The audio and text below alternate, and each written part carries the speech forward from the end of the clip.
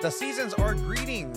It is summertime. It is heating up here in San Diego. Episode 180 of Two Balls and a Mic. My name is Jose Antonio Tony Sanchez, along with Alejandro El Chio Villaseñor. Newly credentialed to the Gold Cup, CONCACAF has credentialed. Two Balls and a Mic. We will be there on Wednesday for the USA versus Panama game. Bring out the USA pride. All that fantastic soccer passion that us Americans have. Will the snap get sold out? Probably not. Credentials are set, but semifinals are also set. It is Jamaica versus Mexico versus Panama versus the U.S. all in a 4x4 style spit swapping match for Gold Cup supremacy. We're also going to go ahead and talk about San Diego Loyal on the road, finally getting themselves together. Toomey time. Toomey is playing fantastically along with Evan Conway. We have the call on our end as well as the English side, and we're going to break down everything with the returning Alan Underwood. We're also going to cover everything San Diego Wave. You did something really interesting. The club reached out to you personally to do something really cool. We'll talk about it before the San Diego Wave 2-2 match against the Washington Spirit. And we're also just a bit on the top. There's going to be a video coming out soon of Chiva absolutely destroying and putting himself as the best soccer player in Two Balls and a Mic. Best goalkeeper for too. now. I blocked. Shout out to Esteban Toscano. We're gonna talk about it. And the boy Brandon, who we did a cool little video. Cool for some. I'm terribly out of shape. I was injured. We'll talk about that as we get. Yeah, no, excuses are valid. It's a valid excuse. Let's start out. Okay, we got credential for the Gold Cup. We were able to apply for other games in the Gold Cup. I mean, we work a full-time job. We're not able to just travel anywhere for a game. The closest one that we would have been able to go was like the Arizona match for Mexico or anything like that. But the chance came for San Diego to have a semifinal, and it's going to be the U.S. against Panama. We applied. We just got approved for the credential earlier today, so that's exciting stuff. It is the biggest credential we've gotten so far now. Huge. Right? It's an official FIFA tournament, Gold Cup credential. After this, I'll be applying for the final. Yeah, I have an all-staff training on Sunday. I can't make it regardless of what happens because, unlike you, people actually ask me to train people. You know, you take the day off on Sunday. It's fine. Enjoy it. That's fine. That training has nothing to do with me. Enjoy the Jamaica versus Panama Gold Cup final. I will. Is there's a third place? There is a third place. Oh, I will be enjoying the third place match. U.S. Mexico third place. I don't know. We'll check the CONCACAF website in a bit. But again, shout out to everyone who made this possible. San Diego Fútbol coming up on the map. So we are going to go ahead and have coverage on that Wednesday, what it's going to look like, what the tailgating might look like. I'm not sure. I saw a Mexico friendly and what that looks like tailgate-wise. It's also a Wednesday 4:30 p.m. match. So Ike? I mean, it's Wednesday, whatever. It's a Wednesday I'll tell you 4:30 match. If this was a Mexico playing, that would probably get sold out for sure. I agree. Yeah. I don't know if the U.S. Panama will get sold out. Saludos, Ismael. But I mean, I am expecting a huge crowd again. Tailgating, will it be the same vibe as a Mexico game? I'm really curious to see what the environment is. As I have my YouTube just sprawling right here. That's what we use for the Viva Match Day, because we do record ourselves and it's always up on the websites. Listen to our calls on that. But all right, so let's just touch really quickly on Gold Cup, because that's kind of what we're gonna have here coming up in a couple of days. The U.S. played against Canada. Oh, yeah. And that was the day after that Mexico played against Costa Rica, and you know, B teams. No es lo mismo. Ya, is it B teams? Like who are we getting? I mean, Ochoa is in there. Not sure. I mean, there's players injured. There's players that potentially should be on this team. That's the A team. Like Alexis Vega should be on here. It's up to interpretation. It's up to who people like more. Essentially, this would be Mexico's majority, like of the A team, which in case is still a little sad. Yeah. But I don't think a lot of the players are still on there that should be on the A team, and they struggled a little bit against Canada, Costa Rica in the first half. I was watching this game as I was also simulcasting the Wave game. So I was there at Snap, just had this game on the You can't computer. simulcast something that's live in front of you. But okay, keep going. Sorry. But yeah, I was watching both games. Very entertaining games, especially the second half of this match. It took a penalty for Mexico to get on the scoring sheet, but I mean, Guillermo Ochoa still like. Are you pro Ochoa now? And there's a big debate going on whether he should still be the starter or should just let the young bucks take over now. There's a play that happens in this match that you can tell his age. He does really well. He does really well. It's a really good save by him. But essentially, it's one of those things where it really shows his age, and I will put it up in a bit here. I think it's the double save. Good save on the bottom here. Then he gets up, and then he just closes in on that. But like, man, he struggled to get up. Like he struggled. Like I'll just get there. And you know, he does what he's supposed to. He knows he's not going to get to that ball, so he shields it with his body. Hopefully to try to make sure that the other guy doesn't swing the foot. If he swings the foot, you probably hit the guy, probably get yourself a card. Exactly. Probably get a foul. Like the IQ's there, he's still smart with it, but yeah, it's the age now is getting to him. Yeah. So I don't think we see him in the next World Cup. I hope we do. Why not? I know Conejo why not. Perez, Actually, Conejo I know Perez why not. Like type. that's exactly why not. But I like having Perez, people having 2010 all over records again? for Mexico. Like You like Conejo Perez in 2010? no, I like when. Listen, did you not Okay. hear? What did I say? Say it. No, my voice is literally going into your ears right now. I didn't hear you. Say it again, please. I forgot it. Anyway, yeah, I like when Mexicans have records. That's what I said. Like I like it when Mexicans have World Cup records, and for longevity too. I know Claudio Suarez had a good record here, just internationally. Rafa Marquez, when he went in, resurgence of his career, played in Italy after, like it was wild. Yeah. But yeah, Gold Cup, Costa Rica. It's not your uncle's Costa Rica that went deeper than Mexico did in the 2014 World Cup porque no era penal and blah, blah, blah, blah, blah, blah, whatever. But still, they have some really cool, important players. And I think across the board in the Gold Cup, if you have at least some talent, some name recognition in this squad, in this current squad, I think you should be doing pretty all right. I mean, I'll look at the U.S. side, right? Like Turner. Turner's not just okay, whatever play. Like he's a really good goalkeeper. Turner is a really good goalkeeper. He proved it in the penalties. But for Mexico on Mexico's side, you have that same thing, right? You have some really good players. You have some really cool standouts, and then like Santi Jimenez. Like Santi Jimenez is a European talent. Like he can get you past that. And once he came in on that second goal, he was super important because of that hold up play. It's about the like you could tell like that play was made because of him. But yeah, it's just it's good to see Mexico playing better. But other than that, like it's one of the things where I know it's gonna be frustrating coming into this game against Jamaica. Alguien like córtenle las patas a Antuna para que no juegue.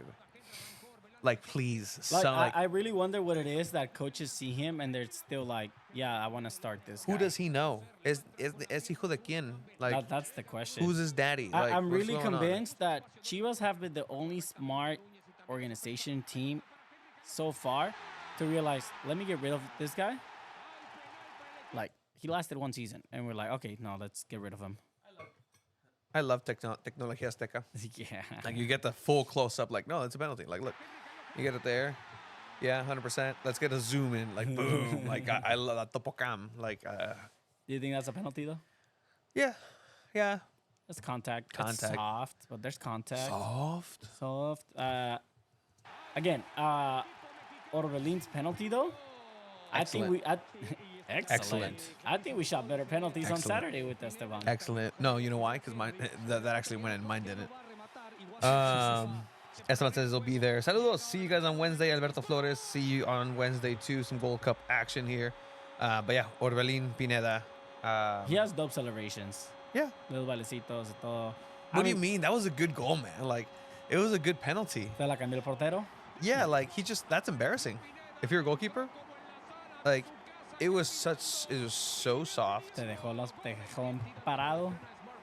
Yeah, you could have gotten there. Like you had time to stand up, walk over, and pick it up. So yeah, saludos to everybody's gonna be there on Wednesday. Let us know if you're gonna be there. Find us. As someone says, video is coming up soon of what you're talking about. Those penalties I missed. It was terrible. It was. Let's talk about the U.S. real quick, right? Oh no, actually, what was the other Tuesday game? Well, okay. Well, hold on. Let's finish this game, right? Oh, I would suggest let's finish this game, no?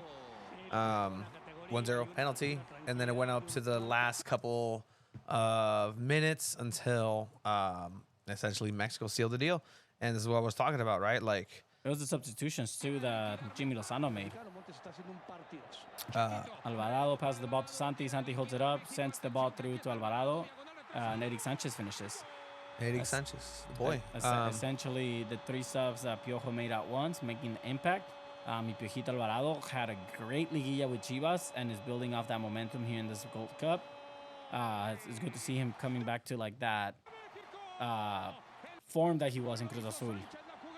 Because at one point he was scoring hat tricks and shit with Cruz Azul still. So let me put it to you this way, guys. Like, there's a lot of U.S. fans. We're going to talk about the U.S. right now, but the Mexican side is just so down and out. Like, look at that the hashtag. Like, I like the U.S.'s hashtag. It's on their bibs. Like, it's ours or something. I'll see it right now. But it's like, all right, cool. Like, they're taking ownership. All right, cool. Literally for Mexico, it's Ilusión de Oro. The golden illusion. The golden hope. Like, golden, like, this is how, like, usually it's like, defend what's ours, blah, blah, blah, blah. Like, vamos por todo. Like, we're going to get it. This one's like, Ilusión. It'd be pretty neat if it'd be rad, bro. Mexico. Yeah, that is kind of sad, huh? Advances to the semifinals against Jamaica, a team that knows Mexico well. El Aztecaso was a thing that Jamaica did. They beat Mexico at home in the Azteca. Not an easy thing. This is for a semifinal. This Jamaican team is all right.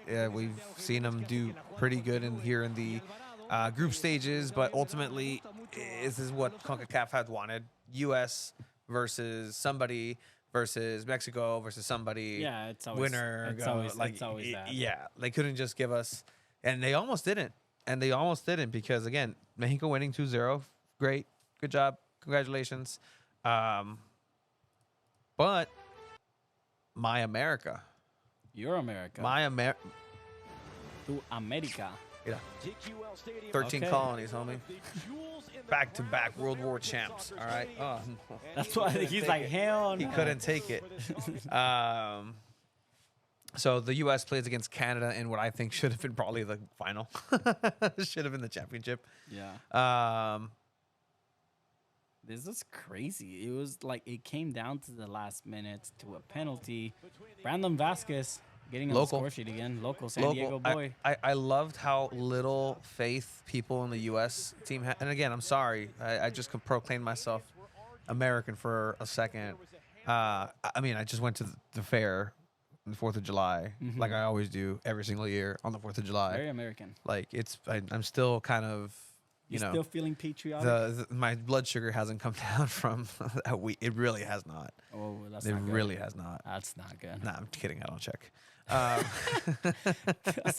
Wait, you have to make it to the World Cup. We'll see. But yeah, so people were like, "Oh my God, what's his name? Vasquez? No, Gol de Vasquez. This is gonna send the kid back home and Papa Chula Vista native and coming back to San Diego." Blah, blah, blah. Like that was what 1-0, and people were already proclaiming, hailing him. Granted, it was late in the game. But ultimately, the first half was pretty darn boring. Yeah. Up until just that's it. There was nothing really to talk about in the first half. Yeah, there really wasn't. And then you have the goalkeeper for Canada who played a really good match. Talking about good goalkeeper matches, this was a good goalkeeper match. Yeah, especially if it comes stay 0-0 pretty much the whole game. It comes down to like the last couple minutes. Like that's how you know the goalkeepers are stepping up. And again, like you said, Matt Turner is a good goalkeeper, and Canada has also proved to be one of the top teams in the CONCACAF. I love when goalkeepers celebrate the goal like with passion. Like Yeah, because you made it. You made it happen. Exactly. You made it happen, goalkeeper. Don't ever think it wasn't you who started that play. At some point, you started that play as a goalkeeper. That is true. They have like Weston McKennie off a wish in the midfield. Like it is an authentic non-A side team for the U.S. Would you agree? Yeah. Like legitimately non-A side. This is what Mexico had so many years in the past. Is they're sending this B squad to the Gold Cup team and they're still gonna win it. Blah blah blah blah. But yeah, so this game goes all the way to the very, very end, and guess what? Our good old friend VAR comes in, says that's a handball, that's a penalty, and it's gonna be a tie game. Something about a Mexican referee having this semifinal. And Victoria scores, and we are all square with just a few minutes of stoppage time to go. So yeah, so 1-1, and you know, crazy game already. Does go to extra time. Canada, Mexico, actually Canada, U.S. both had back and forth. Very, very good save. St. Clair is just insane in both halves of extra time in the match. Just a shot stopper, like making Kalen Sheridan, you know, proud. Matt Miazga, former Chelsea boy. What a save. And yeah, even in the second half here, in the second half of extra time, St. Clair. But ultimately, they put him to work. Yeah, and then this is what I like. I enjoyed it. Just watching Twitter, just Jimmy Conrad, all the fans, the Outlaws. Not hate watching, guys. Like I just suffer watching. I needed the U.S. to win, so this can be a bearable, so it can be a worthwhile credential. That is like true. Canada, Panama. What? Like, yeah, sure, but what? No, let's The U.S. The U.S. Let's give the U.S. a shot. Better let's see. atmosphere, more Let's people, see. more friends I get to don't know. go. I don't know. We'll see.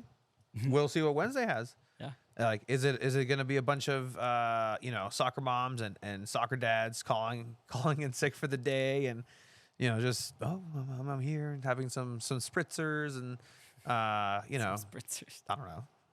I don't know what to expect. Some cut waters. I want to see what Snapdragon can turn into for a Gold Cup semifinal. Because if this is a Gold Cup semifinal that we're talking about with Mexico, we know what we would see if it was a 2 a.m. game, a 9 a.m. game on a Wednesday. Very So much true. we would know what that is. We'll see what Snapdragon brings, but pero le sudó.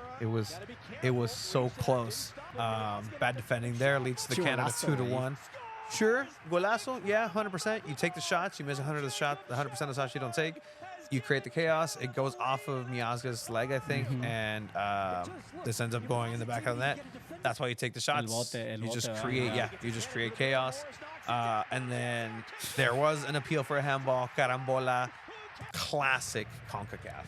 Classic CONCACAF. Ball just inside this NWSL goal right here. Pinche paradón. What a save from Sinclair again. Yeah. Like that. Yeah. Throwing yourself with the foot, like that's impressive. It just hits off your center back to get in. Like, oh my gosh. That's heartbreaking for the goalkeeper, huh? That is heartbreaking. There's nothing you can do there. Wrong place, wrong time. This goes over to penalties. Canada misses the first one. Turner stops it. The balls to go right down the middle, and then just to stay there. Just to stay dead in the middle. But guess what? Vasquez ruins it for himself a little bit.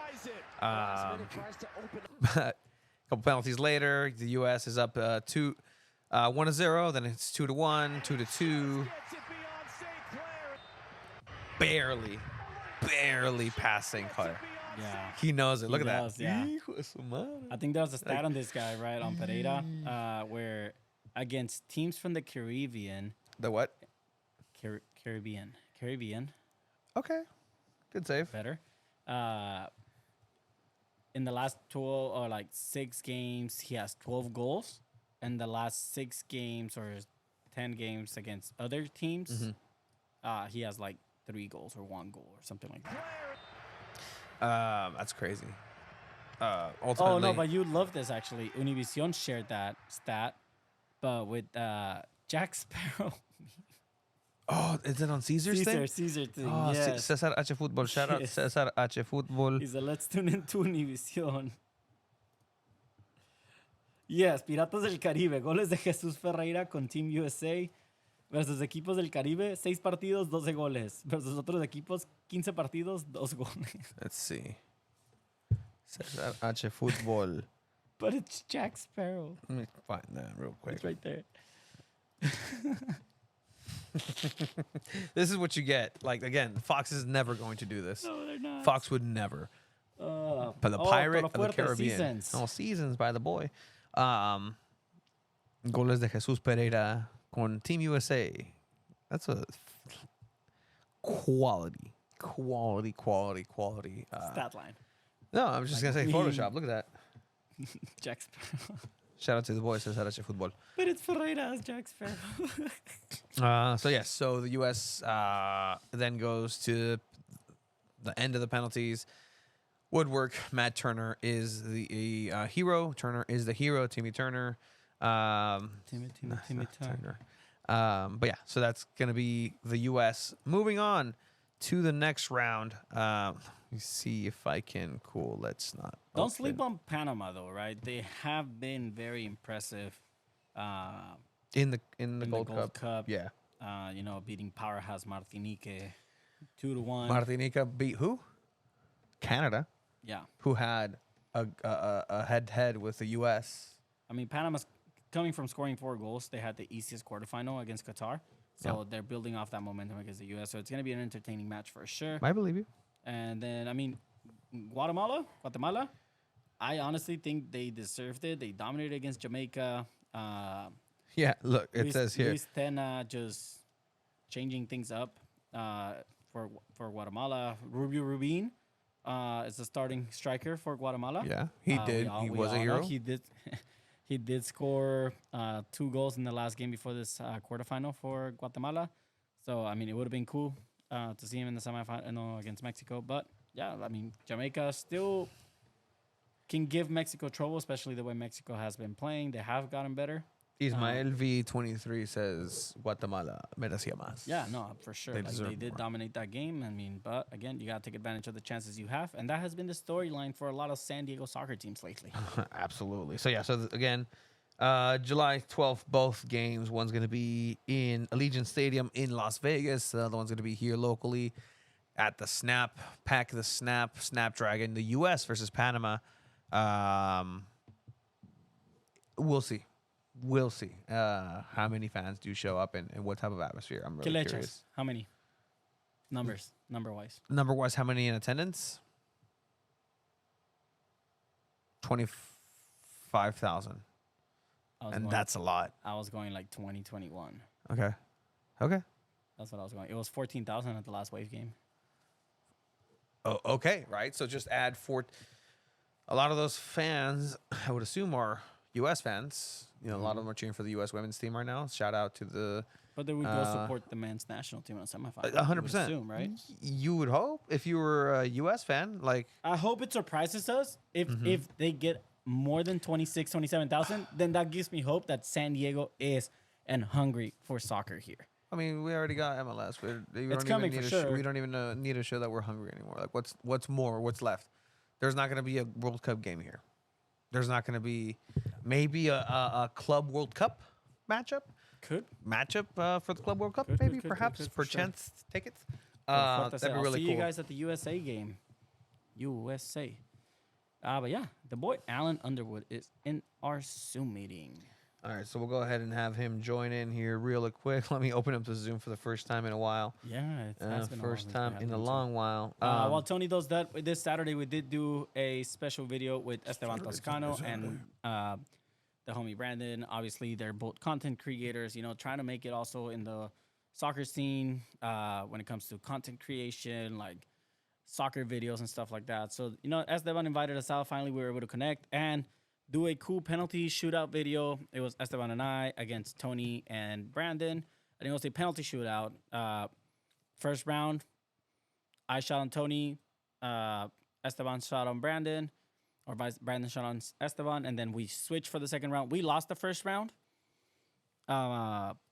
which, I mean, it was my fault. I completely just blew a penalty to the moon.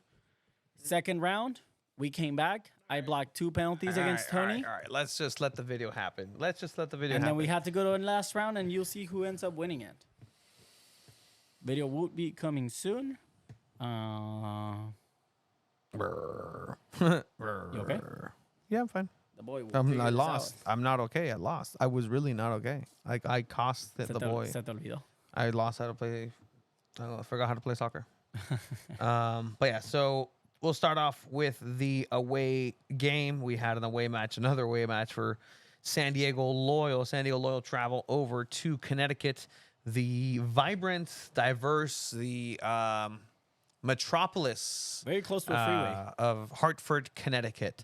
But with that, we're going to go ahead and welcome, see if I can make sure I got this done right. This is probably going to have the wrong name, Alan, but I really do apologize because you haven't been here in a while. See, look, that's you. Like, you can't see what's on our screen, but I have the camera pointed at An empty chair. an empty chair.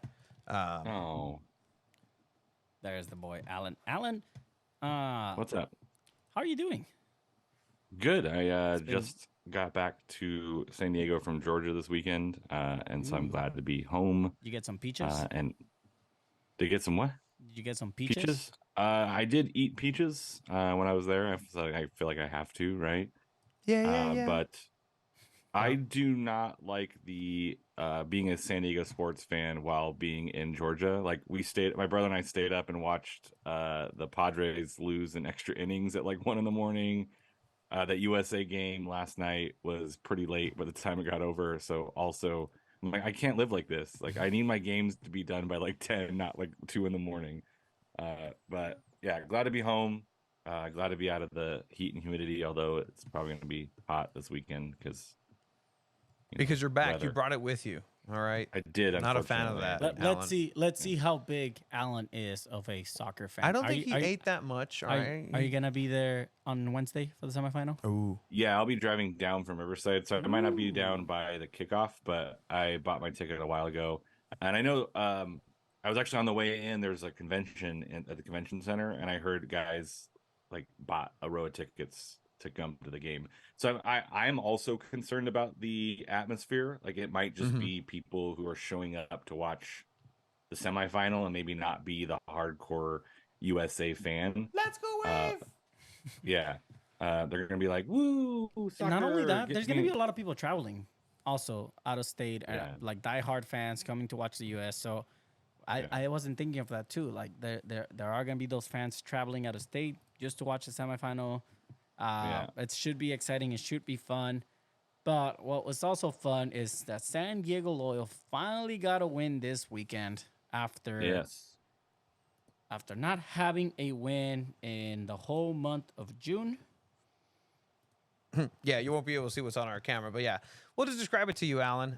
We pulled up the Ooh, lineup, okay. but yes, we had a matchup here. Hopefully, the tail end of a long road challenge, second one Yeah. this season for San Diego Wave, who go over to Hartford, San Diego Connecticut, to San Diego Loyal. Correct. I'm getting my San Diego's mixed up. But yeah, so the worst team in the East, trap game written all over it. Worst team in the league. Yeah, 100%. There's two conferences. The East is the least. The West is the best right now. So if you're the worst in the East, you are the worst in the league. Does that math check out, guys? That math is mathing. Yeah, and Hartford has some players, so it was and they've recently fired their coach, right? So they had Ted Yeah. Ramos. So you weren't quite sure what you're going to get, right? Like this is one of those. They could come out and actually play a different system. They could come out and look a lot better than they have in the past. But yeah, they've been pretty terrible defensively. So this was kind of one of those, hey, you might catch them on the wrong day, and this might not go well. Yeah. But yeah, Hartford. I mean, Hartford has some players, right? You talk about like Hopino, who was in Detroit last year, had a pretty successful year.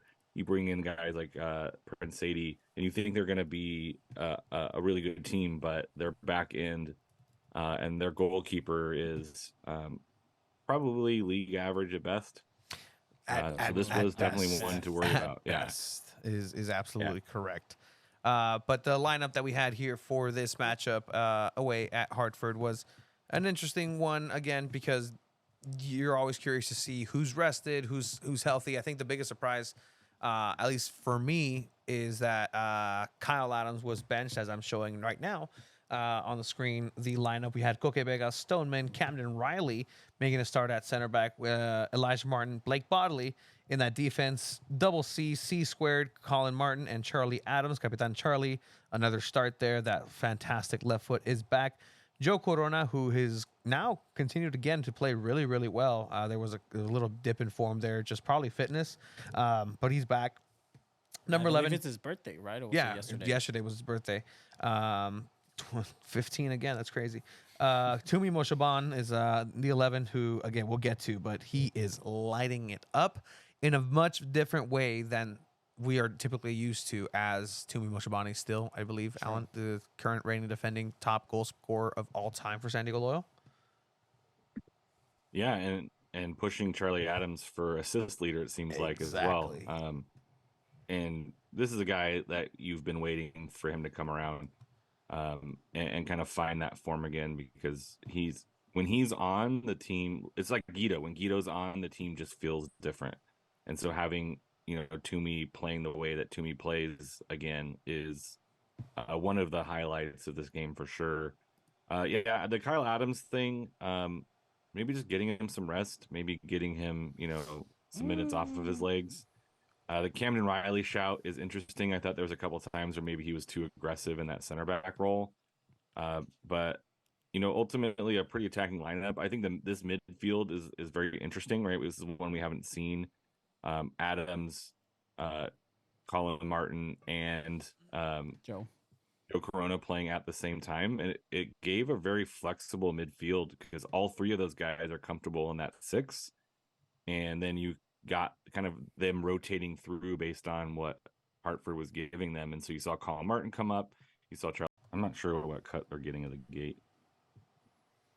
All right, so let's see. You should be back. You're there. Hello. Hello. And we back, and we back, and we back, and we back. Yeah. Da-da-na-na-na. It might be unlisted though. You're unlisted. Hey, Oh, isn't that nice? Okay, the virtual camera just is not working, so we're just gonna go here. Hello. All right, so San Diego Loyal. El Loyal de San Diego Legal, es un equipo muy simpático.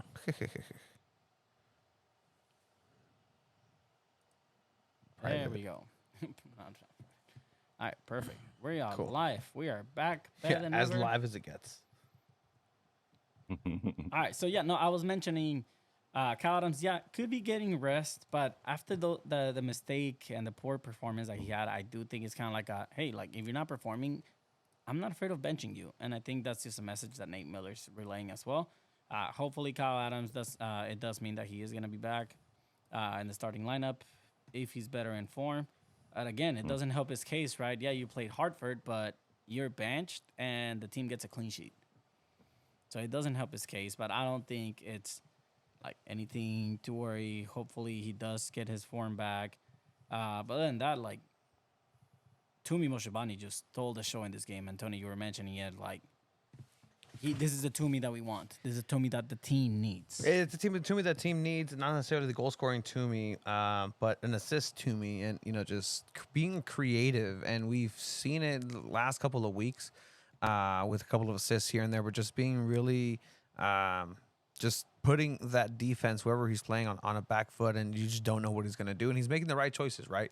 It's still Toomey sometimes where he has the ball and he keeps it a little bit too long and trying to do something inside the box, waiting to get fouled. I don't know. Sometimes he should take a shot when he doesn't. But instead of keeping the ball now, he's actually laying it off, giving a through pass, and Evan Conway seems to be right where he needs to be, and just slots it back in. And in this first goal, I know, Alan, you can't see it, but just from memory, starts all the way from the back, right? And I want to mention really quick is Camden Riley, once again, involved in another very similar goal. In the game against Pittsburgh Riverhounds, Camden Riley on the right side does a play. He lays it off to Adrian Perez. Perez goes all the way, scores a fantastic goal, right? Same like type of area. Evan Conway lays it off to Tumi Moshibani, who gets it in his own half, gets rid of one guy, does a little change up in his pacing, sees that Evan Conway is making the run. Evan Conway completely disposes of, was it Rice? Was that his last name? Rice. Joseph Rice. And just slots it in. Cool, calm, collected, but a really, really, really good goal. For, it's a really good team goal, right? Everybody gets involved. The defense gets involved. The midfield gets involved. And the attacker gets involved on a counterattack. It's not usually, I guess, how Loyal play when it comes to it, where it's like most of their goals are attempted through slow, methodical. Like, how are we going to get here? How are we going to make this goal? Let's think about this. Let's be patient. Let's have possession. No. Here, you know what? From the back, all the way from the back, Cameron Riley gets it. I see you. It's a really good play by Joe Corona, who takes the ball away, dispossesses, and a first touch right through Toomey and off to the races. And again, Toomey's playing really, really well. Here's the call in English for you, Alan. Looking away. Martin plays it ahead. Here's Moshoban. Gets away from one. Stutter steps. Has a man wide open. Finds him 1v1. Here's Conway and a goal. Yay. Here's our call. Clásico que hemos visto esta temporada de Grant Stoneman con Kyle Adams, el rockero Kyle Adams en la banca. Joe gets the ball right here. Verdad, no sé. Riley, Toomey. Es para que descanse Kyle Adams o es porque y aquí Toomey se lleva uno, se quiere llevar al otro. Esta pasa, que Toomey? pase. Aquí viene Evan.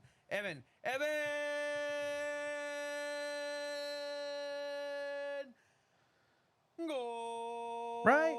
Like, that puts a little bit more. It's not good. I don't think it's good, but it puts a little bit of flavoring in there. Evan, I like it. I think it's better. Conway hace el 1-0. El contragolpe de Tumi Moshobani. Muy bien hecho. Entre cuatro hace el pase adelantado. Se la abre para Evan Conway con la zurda. Se lleva a Joseph Rice, el arquero. Y toca. Muy bien hecho. Aquí el gol. Anyway, that's the 1-0. I like it more better than we had. Alan, you can talk about the goal. You can talk about our call. Take it away. It's all yours. Yeah, I think, you pointed out correctly, Toomey having 4 assists in the last, 5 games or something like that. Like, he's doing a really great job. A little bit of poor defending, but I think this is what Toomey can do. We talked about, like, that tactical gravity. Like, those 3 defenders move toward Toomey, and it happens on the other goal as well, where he just brings and sucks defenders in. And then Conway does a great job of not running diagonally, but kind of running a slight diagonal away to open up like a bigger passing lane for him. And, we've seen some of our strikers have a trouble with the goalie coming out where they like just kind of kick it at them. But Conway knows he has time. He takes really nice touch around the keeper and just kind of slots it in, right? Doesn't try to like do too much with it. He's not trying to like outthink the room, which is great for him. I think having him get some goals is going to build his confidence as well. Just a really nice team goal. And I think you're right. Like, this is the thing I noticed when I watched it back. I watched him back at like 1.5 speed, and you really get the sense of slow, methodical build up versus quick attack. And they were really throwing different looks at Hartford.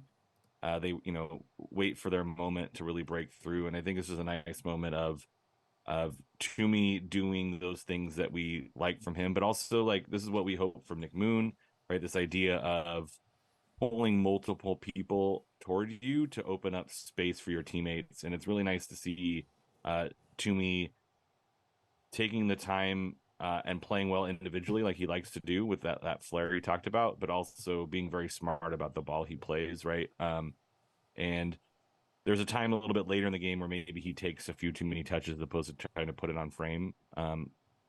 So he still has that in him, but we're seeing a different side of Toomey that I think bodes well for the strength of the team moving forward. Is guys like Damas, guys like Conway do better when the space is there for them, and when guys like Toomey are playing the way they are, they're going to drag a lot of defenders toward them. And Toomey and Adrian Perez and Nick Moon have that ability to dribble in tight spaces and beat a couple guys and to create those overloads. I think, not talking about Toomey, but talking about the team in general, there's a couple moments where, again, the ability of Koke to play with his feet really opens up the play and creates an environment where there are multiple passes at each level. And we saw that a lot in the buildup of being methodical, creating overloads to then spring an attack. And I was really happy to see Loyal kind of playing with that identity again and that tactical flexibility that they had in this game. And it just exemplifies that when guys are playing at their best ability levels, they're able to take advantage of a team's weakness, and that's Hartford's back line. And we saw the guys time and time again. Now, to be fair, there was a couple of chances for Hartford. Like, let's not, gloss over the fact that Hartford had a couple really close moments.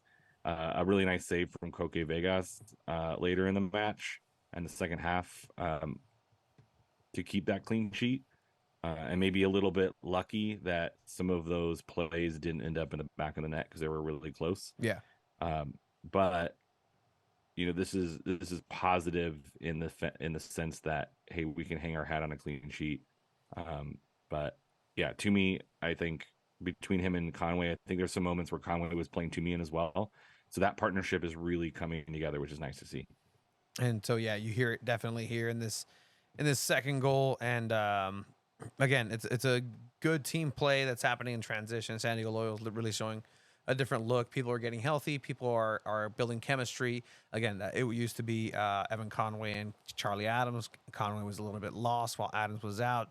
Toomey Moshabani and Conway start kind of feeling each other out. Now they're figuring it out. And I think the odd man out at this point is Ronaldo Damas. Like he's that individual player that just hasn't necessarily caught on to the team aspect of it, where if you're playing this way, I can see why Nate Miller's putting Evan Conway out there over Ronaldo Damas. Ronaldo, then you put in as a firecracker in the second half, just a super sub that is going to be a disruptor and can build on it. Maybe give him some looks with Conway or just play around with it. But I think that the way that this team is developing is really nice, and we'll play here the second build up for the goal.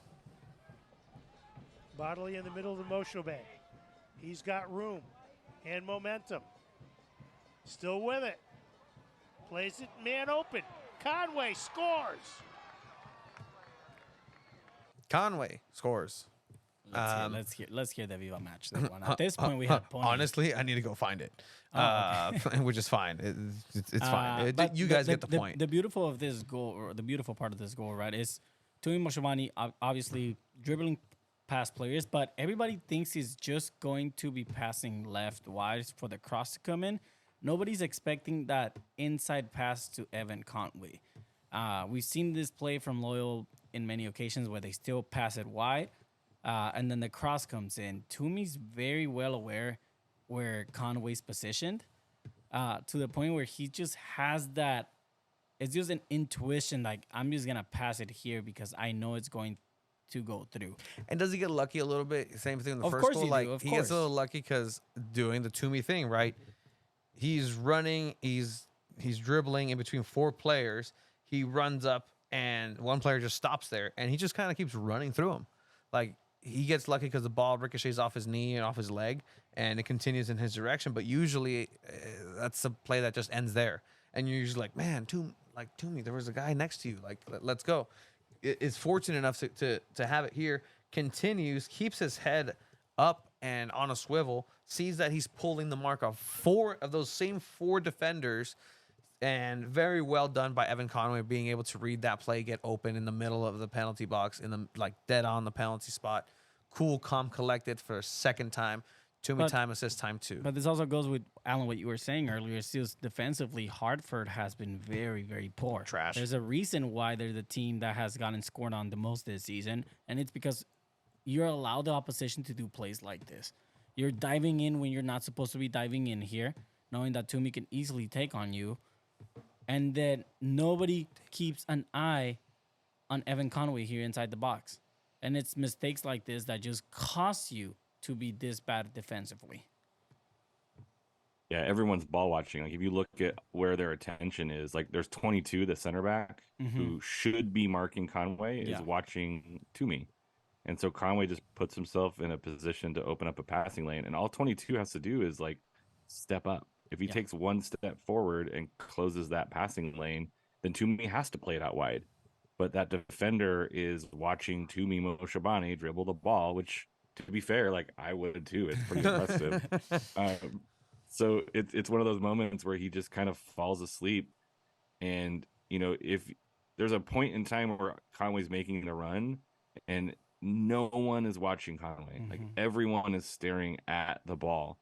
And right before Toomey kicks it, like no one is paying attention to Conway. Like, so Toomey is, I'm hoping he's noticing that. Like, hey, I can play this out wide to Bodily to put the cross across, which would also be a good pass, right? You have Bodily open, and then you have Conway running, like making a run toward the net. Like that's a very Technically speaking, it's the fundamental play to do. Well, I would, like put it Bodily. Like honestly, he chose wrong. If you really want to talk about it, right, in a standpoint of what does the book say? If you're playing in Vegas, you play Vegas. In blackjack, if the dealer has a 3 and you have a ace, you stay, right? Yeah. You just, the book says, the rule says you stay. Here, Toomey is between 4 players. You have Evan Conway making a great run. You have Blake Bodily on the left, who is known to have receiving those passes, has scored in that angle. Onside That's the play. Like that's the play that he's like 10 out of 10 times you're supposed to take. Your AYSO coach is mad at you if you don't.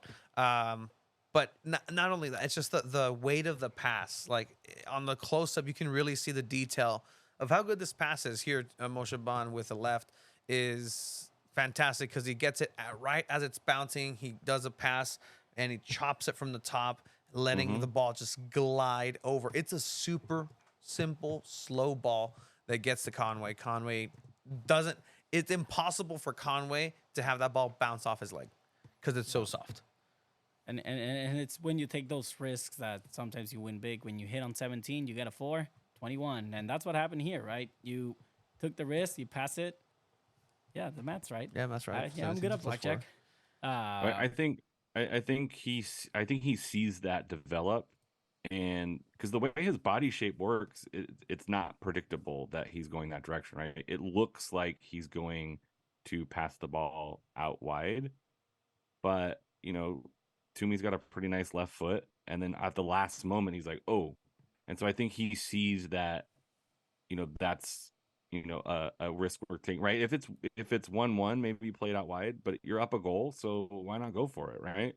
And then, you know, Conway, smart enough not to like try to do too much. He just puts it where the goalkeeper can't get it with his left foot, right? A nice little controlling touch, and he's not like putting the laces through the ball trying to break the back of the net. He's just smart and puts the ball where the goalkeeper can get it, right? Like if you're that confident the goalkeeper is gonna, or like in a penalty shootout where the goalkeeper's going one way and you just calmly roll it to the other. It's like sometimes you want to blast it, and but I think that's one of Hartford's issues was they had a bunch of open looks and they just tried to like blast the ball in, and you're kicking it 20 feet over the goal. But think about Blake Bodily. What a great play to put Toomey Mosher. No, I'm just kidding. Like, those are the ones that's Did like, the best, 100%. He deserved that man of the match. No, He was watching the ball too. But again, I'm really happy that San Diego Loyal was able to maintain that clean sheet, because again, it would have been super easy to just let one in.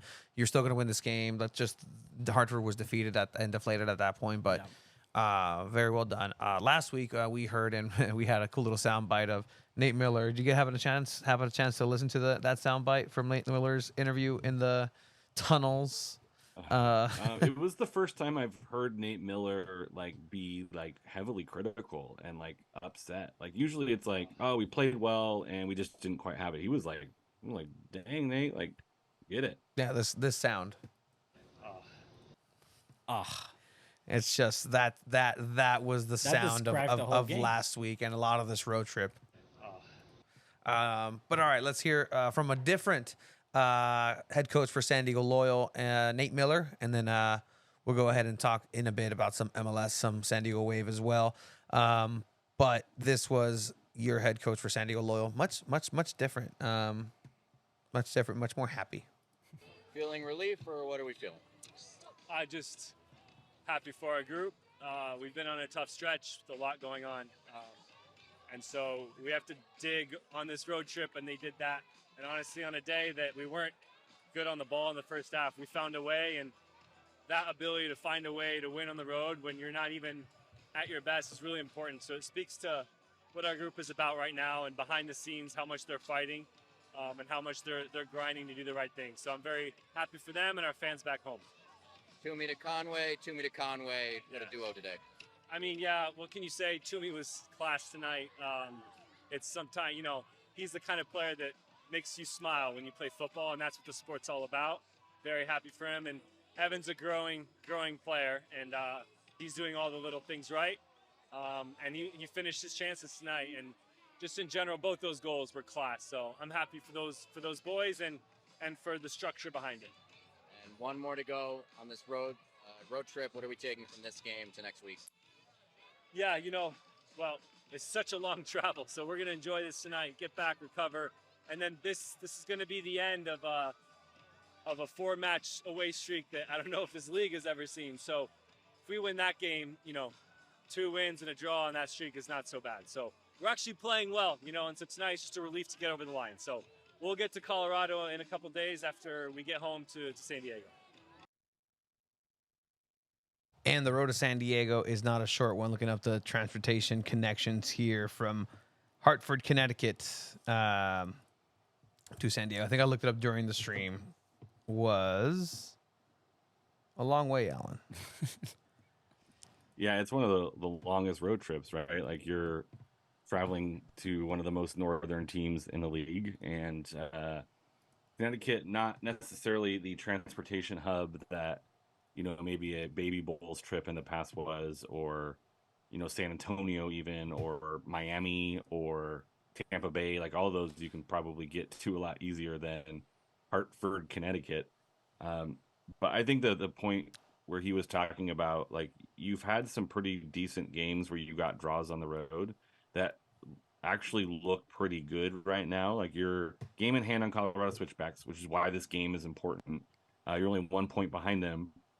So you win this game, you're back into a home playoff position, right? And this is what Chiva you were talking about. Like if we can still be in the playoff hunt at the end of this gauntlet of road trips and difficult games. You're doing all right. Like Phoenix drops points to Miami. Monterey Bay is coming back down to earth again. New Mexico's been on a run. RGV's been doing pretty well. Colorado Springs is starting to play okay again, but Sacramento's dropping points, El Paso's dropping points, and so it's just kind of a wild roller coaster. So like, don't get too high, don't get too low, right? Like when draws happen on the road, like it's not great, and some of those games were not great, right? You're up 2-0 and you drop points to Indy, but in the grand scheme of things, like picking up a point could be the difference between a home playoff match and playing on the road. So like San Diego's still controlling their own destiny for a home playoff match, which is great. Now just take care of business against Colorado Springs, who's been playing pretty well of late, beating El Paso beating up on Orange County, and recently 4-0 against Monterey Bay, which is the way Monterey Bay had been playing it is pretty impressive.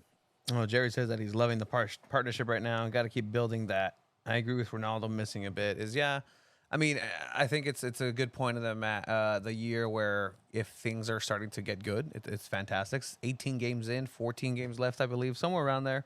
I think what's different this season compared to last season, by this time, San Diego Loyal were sitting top of the table. They were on that 5 to 6 game winning streak, and it all kind of collapsed towards the end. It feels where, okay, we're getting kind of like a bad stretch right now. Let's start improving towards the end of the season to get to playoffs on a hot run. And like Alan, you and I agreed, where if by the end of the stretch, you're still in the top 8, you're in good standing. You have 5 straight home games. We know San Diego Loyal is able to play great at home. You don't have the toughest opponents coming up. You already got past some of this. I think the biggest test right now in the next month is going to be these 2 matches against Colorado, which are technically back-to-back. I wish they didn't have that Dortmund game in between, because ideally these games against Colorado are way more important than this Dortmund friendly. Yeah, I agree. This is going to be the biggest test so far right now. Again, you managed to win both of these games, and you have a pretty clear gap between Colorado, and you're up again for a home playoff match. So you're sitting 5th, right behind Colorado, as you're saying, right? And so 28 points to your 27. It's a really tight race. Like, I mean, all the way down to 8th place, 25 points. Just, all the way down to 11th. Yeah. Like, OC went on a really good run for 3 games, and they're at 22 points. Yikes. And so you're talking less than 10 points between 3rd and 11th. This is like old school USL Western Conference, where the difference between almost 2nd place and last place is less than 10 points. Like, this is the way it used to be. And it leads to both frustration and pain, as San Diego fans know, but also excitement, right? You want a competitive league. You want a competitive division. You want games to be meaningful, and you can't take games off, because even we saw with Birmingham playing Las Vegas, it was a draw, and Vegas is better than they look on paper. They look better than the 11 points. And so if you sleep on a team like Vegas, they're going to come back and get you.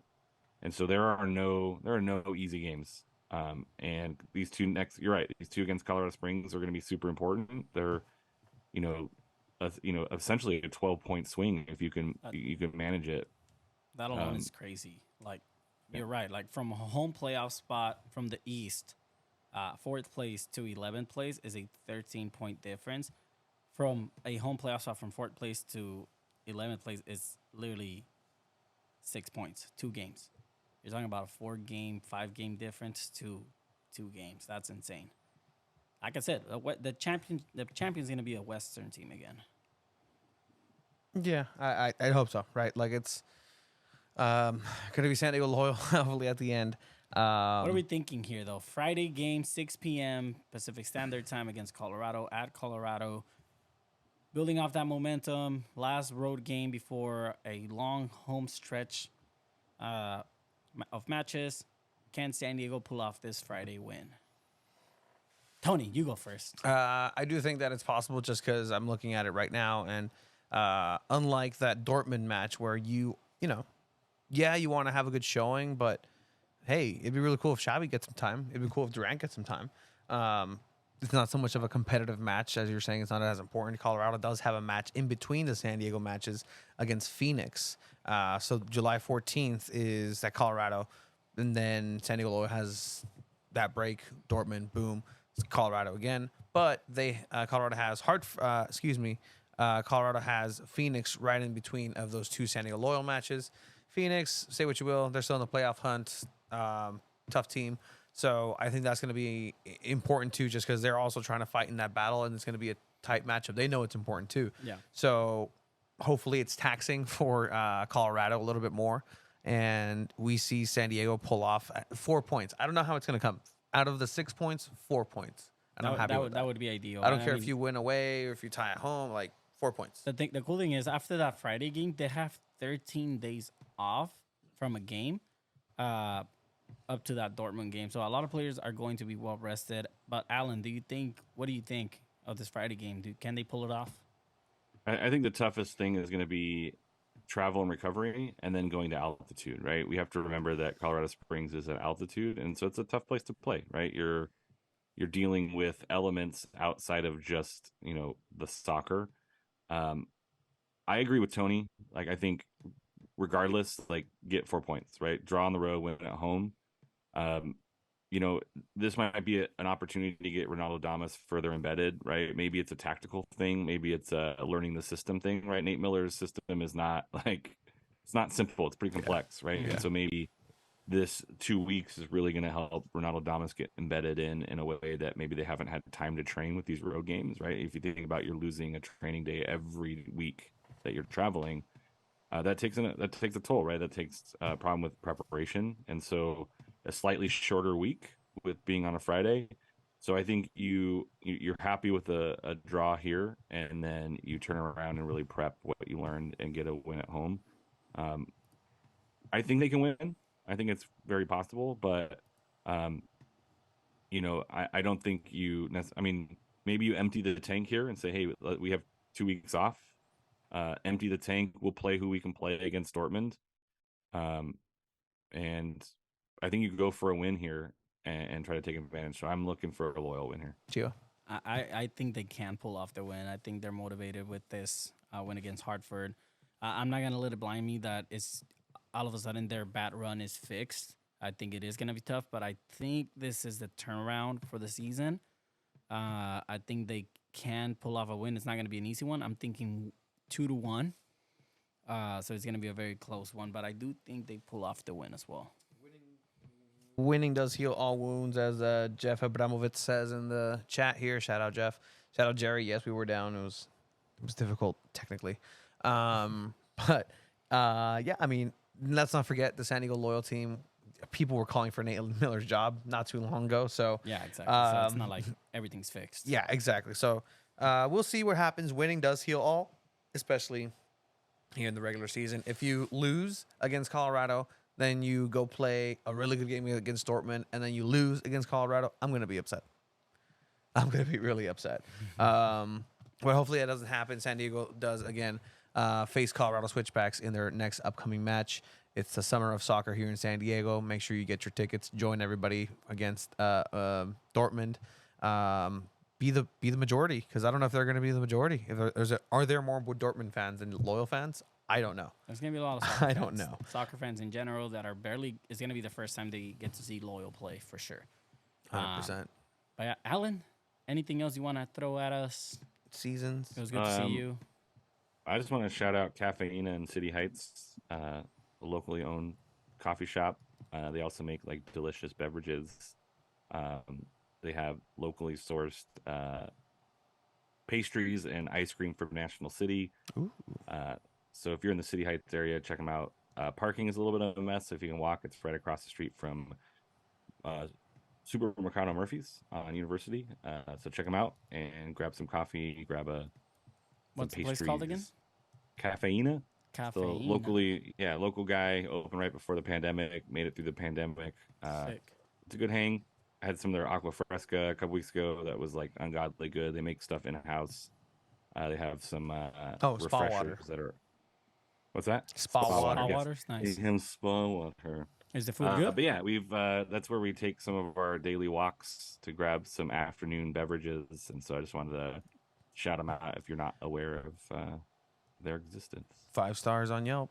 Shout out to I'm them. gonna check it out. That sounds If I can cool. give 6 stars, I would. awesome. Hell yeah. Check them out. Perfect. I Check 'em might out. stop by. Hell yeah. Yeah, All me right. too, actually.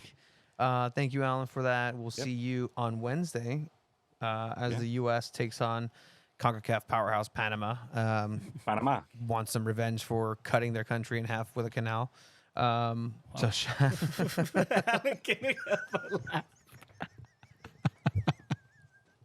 Oh, did not expect that one.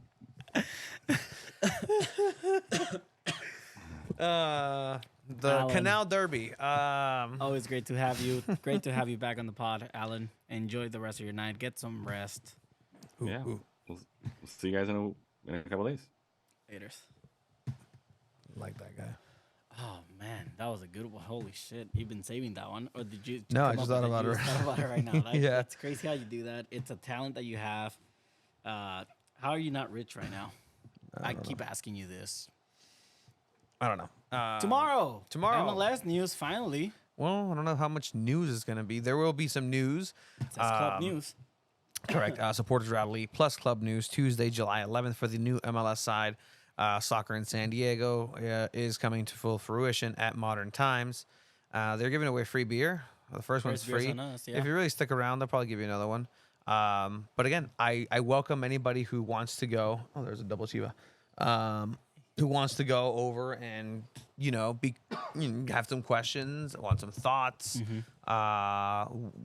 anything. I think they're really open Just if you're for curious. right now. Yeah. We want to go ahead and just kind of check it out. Let me see what the official wording is, because so here it is. So they invited media out. They invited media out. What's Tuesday, July 11th? It's going to be the event. There's going to be a donation to support local youth athletes. Tuesday, July 11th, 7 p.m. at Modern Times in Point Loma. They are going to have Cody Martinez, the San Diego MLS co-owner and the Zaquan Tribal chairman. Tom Penn, the CEO. Still, invitation is open. Tommy. Go, Tom. We'll invite him tomorrow. Talk to him.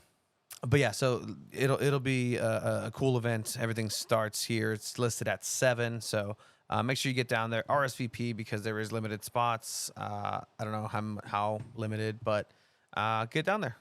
It'll be really cool, really interesting. Shout out to them for letting us in on some info as it was coming out. So that's going to be interesting out there. So see you guys out there. Again, if you guys have questions, if you guys have concerns, if you guys have thoughts, they literally want to hear everybody for now. So enjoy it while you can. And if it keeps going until after, great. I love it. Let's go. Keep going. Keep listening to the people and acting upon it. You can listen, but then act on it. But I'm really excited to see what this chapter brings. Shout out to them. But to the other soccer team that is actually playing here in San Diego, actually playing games, is going to be San Diego Wave. So San Diego Wave is back at Snapdragon with an opponent, Washington Spirit, that they've had some issues in the past. They are a difficult team. You were out there after the Viva Match Day, double shift for you, and you were able to head out there, and the team, San Diego Wave, reached out to us and we're like, hey, would you be interested in this? Honestly, I haven't read it, and once you agreed to it, I was like, okay, and then I just didn't read what it was. You guys, so you she ended up talked hitting about me up. But anyway, so essentially what it was, there's a way that media can ask the referee questions, and they thought that, you need a media member that's available to ask the questions. It ended up being where you just have to write down the questions before the end of the game. Mm-hmm. You give it to the team, and the team has to hand it to the referees 5 minutes after the end of the game. So it's super quick, that turnaround time. When do you get to write the question? During the game. Okay. During the game. You just have to turn it into them before the end of the game so they can have someone walk it over to the referees. Referees answer your questions in the back of that paper. You can ask up to 3 questions. Oh, wow. And they have to be match specific. Like, why did you make this call in this minute or stuff like that? So I asked 2 questions. Mm-hmm. And I'll just talk about those questions before we get started with the lineup and everything, right? So there was a play where Giannis cost a penalty, and it had to be reviewed by VAR. And it ended up being a penalty. No yellow card awarded to her. Brisky was already warming up. Just in by case. the way, the mascots, they had mascots. It was puppies. Oh, my God. Yeah, they had puppies for the mascots. Look at the puppies. Look at the puppies. Yeah. Everybody's so happy. That's like Jesse in the back. But yeah, so Finally. talking about the Let's talk about the lineups. lineup, and Yeah. we'll go through it. It was a very different lineup. Obviously, 7. Even Keith Stoney said it. 7 starters pretty much out, whether it's international duty or injury. Giannis on goal. You have Westphal and Kylie Real, who are in that back line every other game. You have Cheyenne Shorts, who's one of the players they brought in to have depth in that position because you lose Naomi Girma. Abby Dalkemper still not available. And then you have she lives in this country and you have Kristen McNabb just still out to injury. Chai Cortez, another player they just brought in for that depth in that left back position. You have Taylor Cornier, Calaprico, and Dorothy Howard still in that midfield. So it's still pretty set, that midfield. There's some experience, some new blood there. And then up on top, you have Rachel Hill, Jaden Shaw, and Mackenzie Doniak. Doniak, who Playmaker. celebrated her 100th NWSL match. Shout out.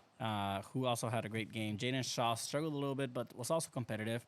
And Rachel Hill just getting fouled left and right. But again, the game started. It was pretty fair, pretty even, back and forth action. This was the most attacking Wave team I have seen in a while. They ended up finishing the match with 9 shots on target, 23 shots total, which is crazy to hear. But this is the mistake from Giannis, and I think she has been causing a lot of mistakes lately. Yeah, especially when with it the comes feet. to her feet, taking too long to clear it out. Just clear it out first touch. That's all you need to do. VAR ended up calling the referee. That's the guy that answered your question. Exactly, yes. That's You the said guy. he had terrible handwriting. Yeah, he had terrible handwriting. Okay, looks like he has terrible handwriting. So this is the foul. Okay, so she gets the ball as a I goalkeeper. don't know why she tried to take on the player like that, try to create space to pass it or clear it out. Player beats you to the ball. You already on your way to kick the ball. You end up kicking the player in the box. It's a penalty. Yeah, it's a foul. penalty. It's a foul all day. Ends up being a penalty, like you said. VAR decides correct. The VAR thing, they had it on, you know how it's usually by the bench? Yeah. It was on the other side. It wasn't by the bench. Yeah.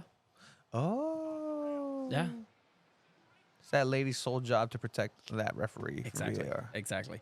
Ended up being a penalty. No yellow card for Giannis, which led to my first question saying, why was it reviewed, but there was no yellow card? Like, it's a last man situation. Why was there no yellow card? I get that no double punishment, but sometimes they award a yellow card. His answer was VAR ruled that there was a reckless play, but it wasn't reckless enough to lead to a yellow card.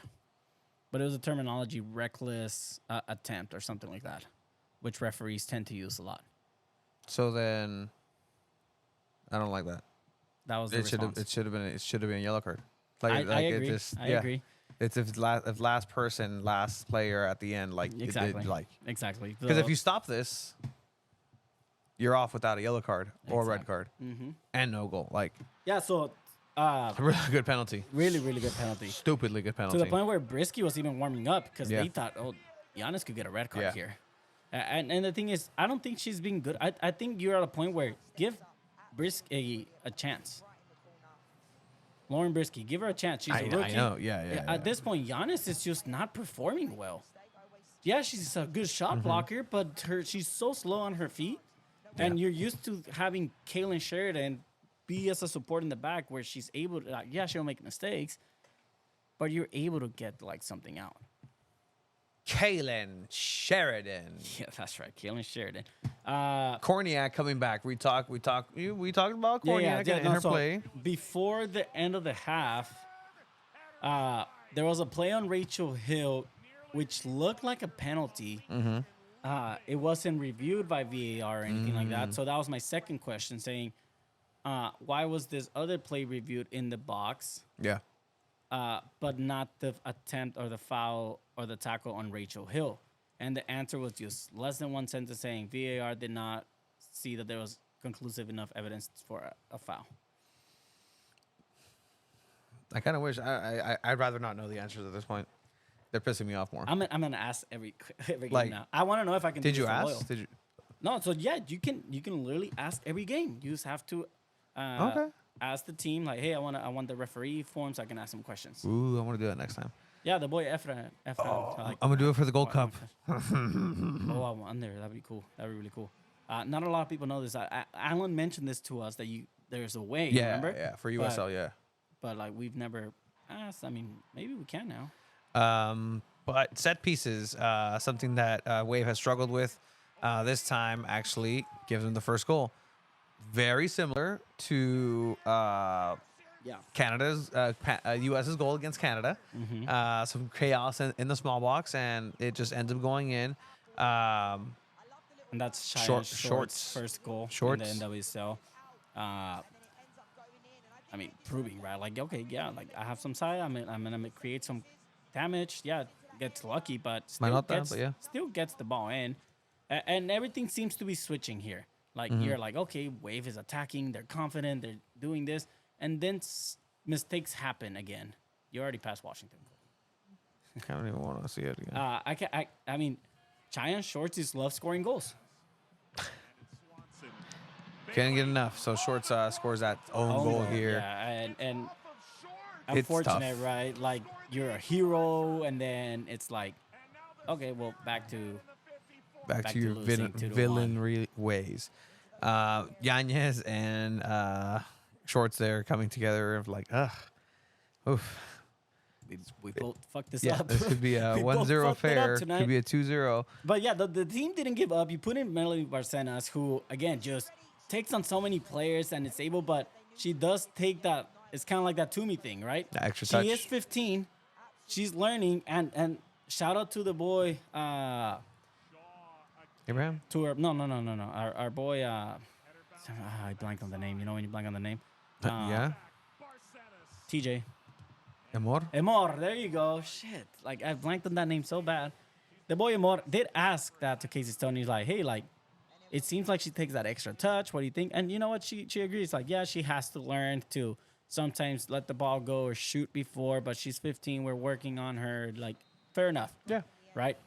Taylor Korniak, though, has been struggling. Yeah. She really needed this. Guess who did the assist? Kels. Yeah. Kelsey Turnbow. Korniak doesn't even need a jump. She waits for it, floats it right over. It's a great header. Great goal. It's a great Great stuff. header. And it's something that Korniak needed. We did get Korniak at the post-game conference. It was Doniak and Taylor Korniak.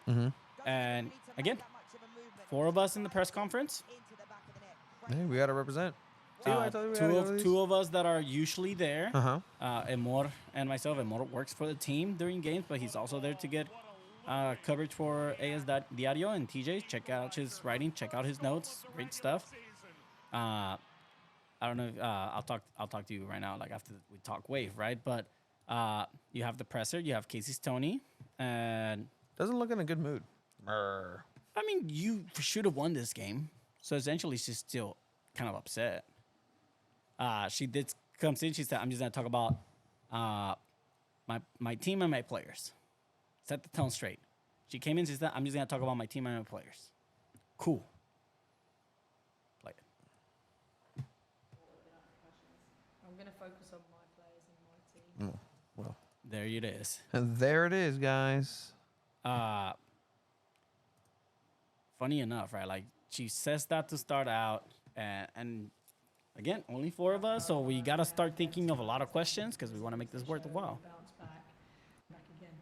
Second goal. Is this per them? Man, their audio's not the best. Having said I'm not gonna lie, I forgot the mic, who's created more chances. so I think they did too. I recorded with that mic too. I really think they did too. No, they had a Rode mic.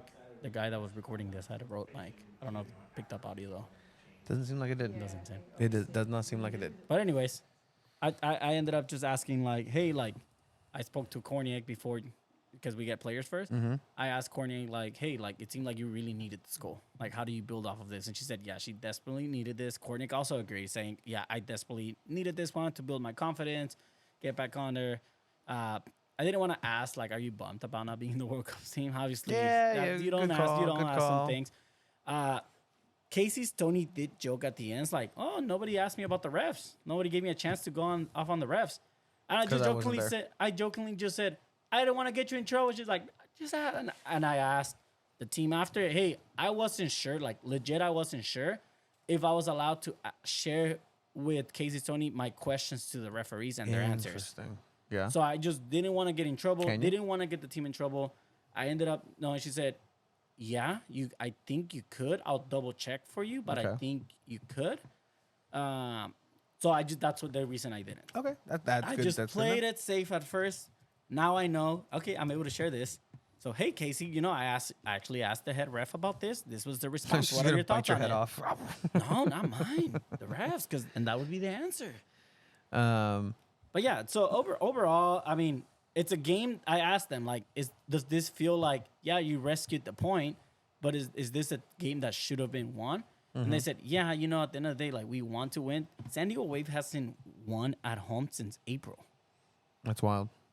I think it's been last 6-7 straight home games that they don't win at home. So you can't call Snapdragon a fortress. There you go. Good job. Thank you. I've been saving myself. But yeah, no, For who? it's been rough at home for San Diego Wave.